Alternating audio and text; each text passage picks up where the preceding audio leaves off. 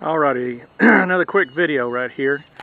I got it down off the stands today, and I went and I took a grinder and I took them screws off every place that would get near your legs.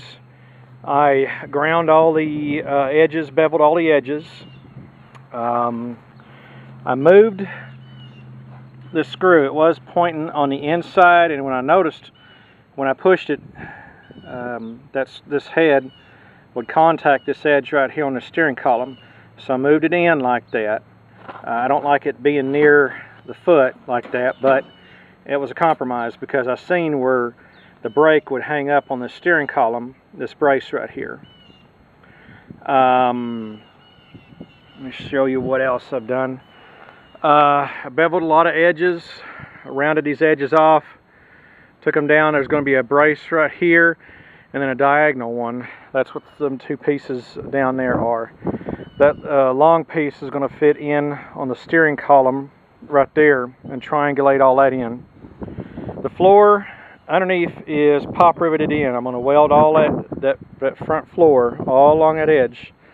I'm going to do similar to what they did right here. Just zip, space, zip, zip, you know, to go down through there and do that all up, to tie that all in. What else? I took the motor off and I got the jack plate off too. You can see how much grease and crap has accumulated on that. This is all going to the car wash and get cleaned up and all. I worked with the brakes. You can see that piece that I made to hold that brake in place. There's a spring on there. Now I put it all in line. That way that brake there the brake caliper stays stationary. And I worked with it to adjust it out a little bit more and all. The brace down there, I took all the long, trimmed the bolts off on it and all. The way it is right now with the motor off and all that stuff, I could flop it around, flop it on its side to do the welding and other stuff like that. The motor over here is a Tecumseh motor, 6 horse. It's got carburetor problems. It's a non-adjustable carburetor. I got one of them Oregon 50-646 carburetors that I may try. I'm probably going to take this one off and maybe soak it in bleach or something like that to see if I can get it, you know, work with it. I was reading on the web where that was a carburetor to replace it. It was a cheap carburetor, and I haven't tried it yet, but I need an adjustable carburetor on this thing because it just goes crazy on the idle and it cannot be adjusted. And these things they put non-adjustable carburetors on here for EPA reasons, and that's a load of crap. Because give it a little bit of time and the carburetors go bad, especially with this crap junk fuel they give us now. Anyhow, I took the Comet clutch off. This is the housing.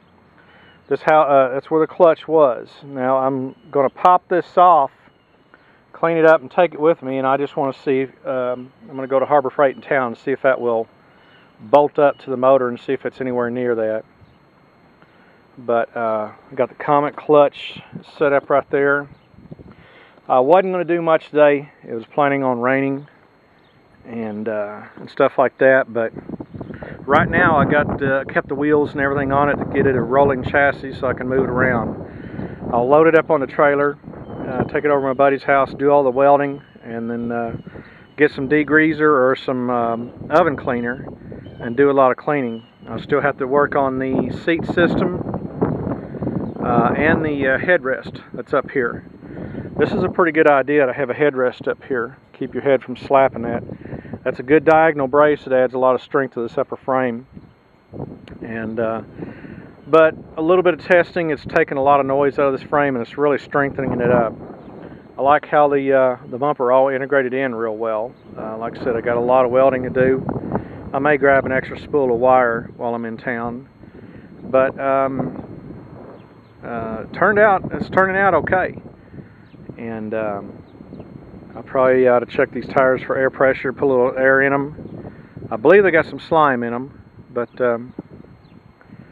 I'm also going to experiment. I got to look at some paint. I'm going to Try to bring some paint up, and I want to use an oil-based enamel, and trying to figure out some designs. I know I want to go lime green on it, and try to figure out maybe some sort of animal print or something like that. I don't know. I'll just have to experiment and mix some paints and stuff.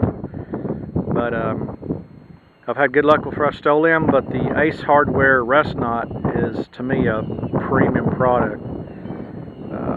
The way it's made, I've had real good luck with it. A lot of good shine and stuff out of it. But that's where we're at so far. You see the jack shaft over there. It's all in good shape. The chain's in good shape, and everything's coming along.